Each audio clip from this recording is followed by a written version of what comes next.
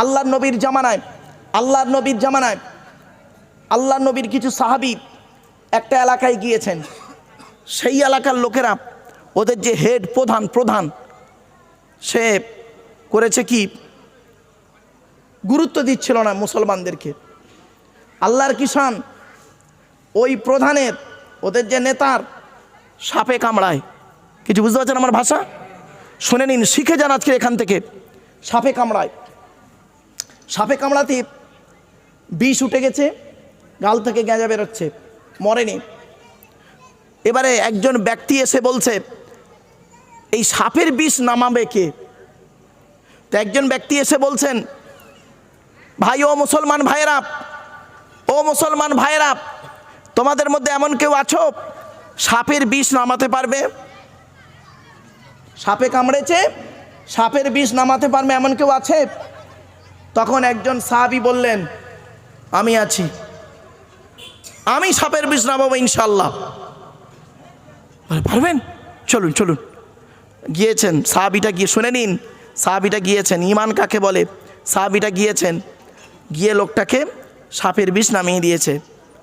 নামিয়ে দেওয়ার পর লোকটা বেঁচে গেছে। যাওয়ার পরে লোকটাকে বলছে 40টা উট দিতে হবে, বকরি দিতে হবে। বকরি কটা? 40টা বকরি। 40টা বকরি দেওয়া হলো। শুনে নিন, 40টা বকরি দিল। দেওয়ার পরে উনি করলেন কি, 40টা বকরি এনে আল্লাহর নবীর কাছে এলেন সকলে সাহাবীরা 40টা বকরি নিয়ে।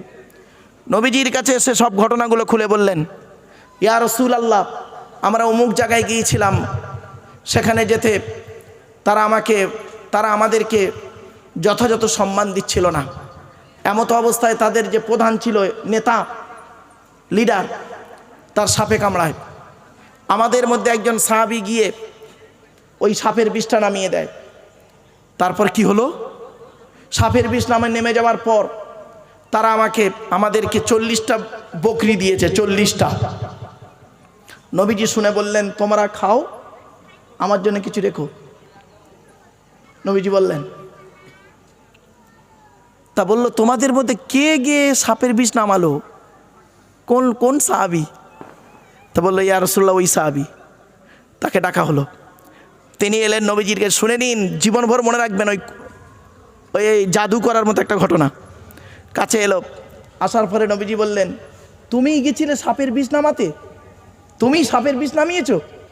যে আল্লাহ নামিয়েছে হুজুর। তা তুমি কি এমন ফুঁক দিলে ওর গায়ে, সাপের বিষ নেমে গেল? কি বলছে শুনবেন? ইয়া রাসূলুল্লাহ, ইয়া হাবিবাল্লাহ, হুজুর, আমি তেমন কিছু ফুঁক দিই নাই, কোরআনের একটা ছোট্ট সূরা পড়ে ফুঁক দিয়েছি। বলে, কোন সূরা? সাহাবী বললেন, সূরা ফাতিহা পড়ে ফুঁক দিয়েছি। আলহামদুলিল্লাহি রাব্বিল আলামিন আর রহমানির রহিম মালিকি ইয়াউমিদ্দিন ইয়্যাকা না'বুদু ওয়া ইয়্যাকা নাস্তাঈন ইহদিনাস সিরাতাল মুস্তাকিম সিরাতাল লাযীনা আন'আমতা আলাইহিম গায়রিল মাগদুবি আলাইহিম ওয়ালাদ-দাল্লিন। কোরআনের এই সূরাটি পড়ে আমি ফুঁক দিয়েছি। সূরা ফাতিহা পড়ে ফুঁক দেওয়ার কারণে আমার আল্লাহ পাক সাপের বিষটাকে নামিয়ে দিয়েছে। জোরে বলুন। আচ্ছা, এখান থেকে কি শিখলেন? কোন মানুষ যদি সূরা ফাতিহা ভালো করে আন্তরিকতা নিয়ে আমলে পরিণত করে, আর সূরা ফাতিহা পড়ে যদি ফুঁক দেয়, সাপের বিষ নেমে যায়। আপনি প্র্যাকটিক্যাল করুন না, আমি তো আপনাকে বলে দিয়ে যাচ্ছি। আপনি কেন আব্দুল্লাহিল মারুফের উপরে নির্ভর করবেন? আর কেন ইমাম সাহেবের উপরে ভরসা করবেন? আর কেন পীর সাহেব মৌলভী সাহেবের উপরে ভরসা করবেন? আপনি নিজে প্র্যাকটিক্যাল করুন। আল্লাহ নবী বলেননি যে আমার ইন্তেকালের পর অমুক লোকের কাছে গিয়ে খালি এইসব করবে। আল্লাহ রসুল বলেছেন, তোমরা নিজেরা প্র্যাকটিক্যাল করো। কিছু বুঝতে পারছেন আমার ভাষা? নিজেরা। আজকে আপনাদের বলে যাচ্ছি, রানীগাছির মানুষেরা শুনে নিন, আপনারা নিজেরা প্র্যাকটিক্যাল করুন। আজ থেকে বাড়িতে গিয়ে 5 ওয়াক্ত নামাজ পড়ুন, 5 ওয়াক্ত নামাজ পড়ুন। আর সাথে সাথে হালাল খাবার খান। 1 নম্বর হালাল খাবার খাবেন, 2 নম্বর 5 ওয়াক্ত নামাজ পড়বেন, সাথে রমজান মাসে রোজা আদায় করবেন। আর কি, মানুষের উপকার করতে না পারলে ক্ষতি করতে যাবেন না, সাথে এই আমলগুলো করবেন। দেখবেন আল্লাহ পাক আপনার অন্তর থেকে এমন কিছু মুখ থেকে বের করে দেবে যার মাধ্যমে কত মানুষ উপকৃত হবে। কত নেবেন, কত নেবেন? আমরা মনে করেছি কি জানেন, কোনো এক গোষ্ঠীকে আমরা করেছি কি, নির্দিষ্ট করে দিয়েছি যে ওই গোষ্ঠীর লোক যদি দোয়া করে, ওই গোষ্ঠীর লোক যদি এসে হাত তোলে আল্লাহ কবুল করবে, আর পৃথিবীর আর কারোর কোনো দোয়া কবুল করবে না। না, এ ধারণা পুরোপুরি ভুল। চলুন আল্লাহ পাক কোরআনে কি বলছে বা দেখি। আমি যে আয়াতটা পড়েছি সূরা ফাতিরের 2 নম্বর আয়াত। আল্লাহ বলছেন, মা ইয়াফতাহিল্লাহু লিন-নাসি মির রাহমাতিন ফালা মুমসিকা লাহা ওয়া মা ইউমসিক ফালা মুরসিলা লাহু মিন বা'দিহি ওয়া হুয়াল আজিজুল হাকীম। আল্লাহ বলছেন, আল্লাহ যদি কোনো ব্যক্তির জন্য তার রহমতের দরজা খুলে দেয়, পৃথিবীর কারোর ক্ষমতা নেই ওই দরজা বন্ধ করে। আমার ভাষা বুঝতে পারলেন আপনারা? এতগুলো মানুষ এখানে বসে আছেন, আপনাদের ভিতরে যদি আমার আল্লাহ পাক কারোর উপরে তার রহমতের দরজা খুলে দেয়, সে ভিখারির বাচ্চা হলো, টলিওয়ালার বাচ্চা হলো, টোটোওয়ালার বাচ্চা হলো, ইমাম সাহেবের বাচ্চা হলো, ডাক্তার মাস্টারের চাওলার বাচ্চা হলো, মাচলার বাচ্চা, গোসলার বাচ্চা হোক, ওসব দেখে না। আল্লাহ তার রহমতের দরজা যদি কোনো ব্যক্তির জন্য খুলে দেয়, পৃথিবীর কারোর ক্ষমতা নেই ওই রহমতের দরজা বন্ধ করে। আর আল্লাহ রব্বুল আলামিন তার রহমতের দরজা যদি কারোর জন্য বন্ধ করে দেয়, পৃথিবীর সমস্ত মানুষ যদি দরজা খোলার চেষ্টা করে, আল্লাহর হুকুম ছাড়াও দরজা খুলবে না। আচ্ছা, এই আয়াতটা যে পড়লাম এর পেছনে একটা হাদিস আছে, শুনে নিন, চমকে যাবেন। আব্দুল্লাহ ইবনে আব্বাস রাদিয়াল্লাহু তাআলা আনহুকে আল্লাহর নবী বলছেন, আব্দুল্লাহ ইবনে আব্বাসের বয়স তখন অল্প, বালক। নবীজি বলছেন, বালক, আব্দুল্লাহ, শোনব, তোমার কপালে আল্লাহ পাক যতটুকু ক্ষতি রেখেছে, আমার ভাষা বুঝতে পারছেন আপনারা? নবী বলছেন, আব্দুল্লাহ শোনব, তোমার কপালে আল্লাহ পাক যতটুকু ক্ষতি রেখেছে, সারা পৃথিবীর মানুষ যদি তোমার ক্ষতি করতে চায়, তোমার কপালে আল্লাহ যতটুকু ক্ষতি লিখে রেখেছে ততটুকুই হবে, তার কমও হবে না, বেশিও হবে না। তোমার কপালে যতটুকু উপকার আল্লাহ লিখে রেখেছে, ভালো লিখে রেখেছে, পৃথিবীর মানুষ চেষ্টা করলেও তার কমও হবে না, বেশিও হবে না। কিছু বুঝতে পারছেন আমার ভাষা? এজন্য আপনাদেরকে আমি বলে যাচ্ছি, আপনারা সর্বদাই, সর্ব অবস্থায়, সর্বক্ষণে ভরসা করবেন। আমরা ভরসা করব কার উপরে? আল্লাহর উপর।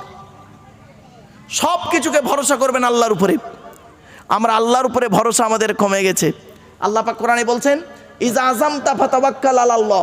বান্দা, তুমি যখন কোনো কাজ করতে যাবে, পৃথিবীর কোনো ব্যক্তি বস্তুর উপরে ভরসা করবে না, একমাত্র আল্লাহর উপরে ভরসা করবে।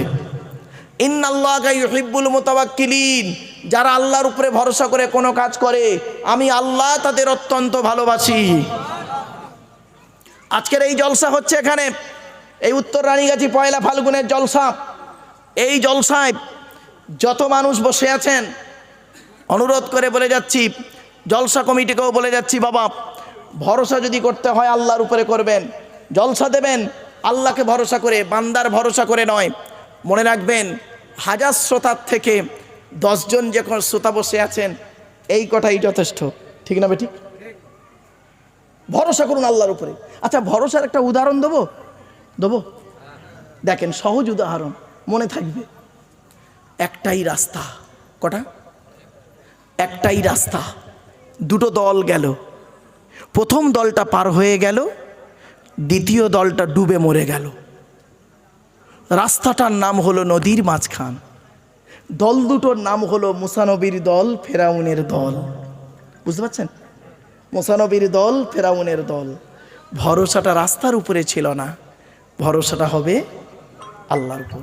মুসা নবীর ভরসাটা আল্লাহর উপরে ছিল, রাস্তার উপরে ছিল না। আল্লাহ পার করে দিল। ফেরাউনের ভরসা ছিল রাস্তার উপরে, ওর দলবলের উপরে। তো যতটুকু পেরেছে গেছে, ডুবে মরে গেছে। এজন্য বাপেদের বলে যাচ্ছি, প্রত্যেকটা কাজে ভরসা করবেন আল্লাহর উপরে। স্বামী স্ত্রী ঝামেলা হয়েছে, ভরসা করবেন আল্লাহর উপরে। বেশ কয়েক কটা কথা আপনাদের বলছি, খুব গুরুত্বপূর্ণ কথা বাপ, যেগুলো খুব জরুরি। আমার মা বোনরা ভালো করে শুনে নিন, বেশ কিছু জরুরি কথা আপনাদেরকে বলছি, মূল্যায়ন করুন বাড়িতে গিয়ে, বা এখানেও বসে বসে একটু চিন্তা করবেন জীবনে কি ভুলগুলো করেছি আমরা, এই ভুল থেকে সংশোধন করে ভালোর পথে ফিরে আসুন। চলুন, প্রথমে আমাদের একটু জেনে নেব শরিয়াতের কিছু জিনিস। 1 নাম্বার, 5টা পয়েন্ট। কটা? 5টা পয়েন্ট মনে রাখবেন। আচ্ছা, আপনারা কি সব মোমেন? বলুন, আপনারা কি মোমেন? জোরে বলুন না। মোমেন। আমি আপনাদের চিনব কি দেখে? বলছে দাড়ি দেখে। আচ্ছা না, ওর কথাই শুনি। আকাশি, তুমি যে বললে দাড়ি দেখে, তা রবীন্দ্রনাথের গালে দাঁড়িয়ে আছে, রামকৃষ্ণর গালে দাঁড়িয়ে আছে, রামদেবের গালেও দাঁড়িয়ে আছে, আসারাম বাবুর গালে, মুদির গালেও দাঁড়িয়ে আছে। ঠিক না বেটি? ওর যেটা মনে হয়েছে বলেছে। দাড়ি দেখে নয় গো বাপ। শোনেন, কি বললেন? সালাম, তাই তো? ও বাবা, কত হিন্দুর লোকেরাও বলে আসসালামু আলাইকুম। ঠিক না বেটি? বলেন আর কি মনে পড়ছে বলেন দু একটা। কি করে চিনবেন? আচ্ছা, আমি কি মোমেন আপনাদের চোখে? বলুন, কি করে বুঝলেন আমাকে মোমেন? এ ওয়াজ করছি বলে না। আজ আপনাদের বলে যাচ্ছি 5টা পয়েন্ট। এই 5টা পয়েন্ট যতদিন বাঁচবেন মনে রাখবেন। মা বোনেরা শুনেন, মায়েরা বোনেরা, মোমেনকে চিনবেন কি দেখে? 5টা পয়েন্ট আল্লাহ বলছেন কোরআনে। আমি বলিনি বাপ, কোরআনের আয়াতগুলোকে আমি সহজ ভাষায় আপনাদেরকে খুলে বলছি। চলো, আল্লাহ বলছেন মোমেনকে চিনবে কি দেখে। ইন্নামাল মুমিনুনা আল্লাযীনা ইযা যুকিরাল্লাহু ওয়াজিলাত কুলুবুহুম ওয়া ইযা তুলিয়াত আলাইহিম আয়াতুহু যাদাতুহুম ঈমানা ওয়া আলা রাব্বিহিম ইয়াতাওয়াক্কালুন আল্লাযীনা ইউকিমুনাস সালাত ওয়া মিম্মা রাযাকনাহুম ইউনফিকুন। এই 5টা। এরপর আল্লাহ নিজেই সার্টিফিকেট দিচ্ছে। দেখুন পরের আয়াতে, উলাইকা হুমুল মুমিনুনা হাক্কা। এই 5টা গুণ যাদের মধ্যে থাকবে তারাই হলো প্রকৃত মোমেন। তাদের জন্য কি আছে? 3টে জিনিস। লাহুম দারাজাতুন ইনদা রাব্বিহিম ওয়া মাগফিরাতুন ওয়া রিজকুন কারীম। 3টে জিনিস আছে তাদের জন্য। আসুন কি শুনে নিন। আচ্ছা বাপেরা, প্লিজ অ্যাটেনশন, এদিকে তাকান। আল্লাহর নবী মেরাজে গেছিল, নাম শুনেছেন? বা বলুন না, একটু কথা বলুন আমার সাথে। এই উত্তর 24 পরগনা এলে একটু প্রবলেম হয়, এরা একটু কথার উত্তর দেয় না। এই জন্য আমার ওয়াজ উত্তর 24 পরগনায় বাবা বলছিলাম কমিটিকে, এই হাড়োয়া থানায় একটাই জলসা 2025-এ, এই 1 ফাল্গুন। আর কোনো জলসা নেই বা হাড়োয়া থানায়। কেন জানেন? এই জলসা শোনার লোকের অভাব। একটু আমার সঙ্গে কথা বলুন, তবে ভালো লাগবে, আমারও বলতে ভালো লাগবে, আপনাদের শুনতেও ভালো লাগবে, বুঝতে সুবিধা হবে। আল্লাহ নবী মেরাজে গিয়েছিলেন, শুনেছেন? জান্নাত জাহান্নাম দেখেছেন, শুনেছেন? জাহান্নামায় কি দেখলেন, জান্নাতে কি দেখলেন? চলুন, জান্নাতে কি দেখলেন? নবীজি বলছেন, আমি জান্নাতের ভিতরে যখন হাঁটছিলাম, হঠাৎ দেখি একজনের জুতোর আওয়াজ, খড়মের আওয়াজ। আমি চিন্তা করলাম জান্নাতে আবার জুতোর আওয়াজ কার রে? নবীজি বলছেন, আমি ঘুরে তাকিয়ে দেখি বেলালের জুতোর আওয়াজ। সামিতু খসখসাতান আমামি ফিল জান্নাতি ফাইদান বেলালুন। বেলালের জুতোর আওয়াজ। পৃথিবীতে আমি বেলালকে জিজ্ঞাসা করলাম, হে বেলাল, তুমি পৃথিবীতে কি এমন কাজ করেছো বলো তো? বেলাল কিছুক্ষণ পরে বলল, ইয়া রাসূলুল্লাহ, আমি পৃথিবীতে 2টো কাজ করি। কটা? দুটো কাজ খুব গুরুত্ব সহকারে করি, সব কাজ করি তবে এই দুটো খুব গুরুত্ব দিয়ে করি। কি কি? এক নাম্বার, আমি কোনো দিন নাপাক অবস্থায় বেশিক্ষণ থাকি না। এই মা বোনেরা শুনে নিন, ইয়া রাসূলুল্লাহ আমি কোনো দিন নাপাক অবস্থায় বেশিক্ষণ থাকি না। তাহলে কি করো? নাপাক হয়ে গেলে সঙ্গে সঙ্গে অজু গোসল তায়াম্মুম যেটার প্রয়োজন, যেটা সঙ্গে সঙ্গে হয় অজু নয় গোসল নয় তায়াম্মুম করে পাক হয়ে যায়। কারণ কি? ইয়া রাসূলুল্লাহ নাপাক অবস্থায় যদি আমার মৃত্যু হয়ে যায়, নাপাক দেহ নিয়ে আল্লাহর কাছে কেমন করে দাঁড়াবো? কিছু বুঝতে পারলেন? আর আমাদের অবস্থা কি? স্বামী স্ত্রী রাত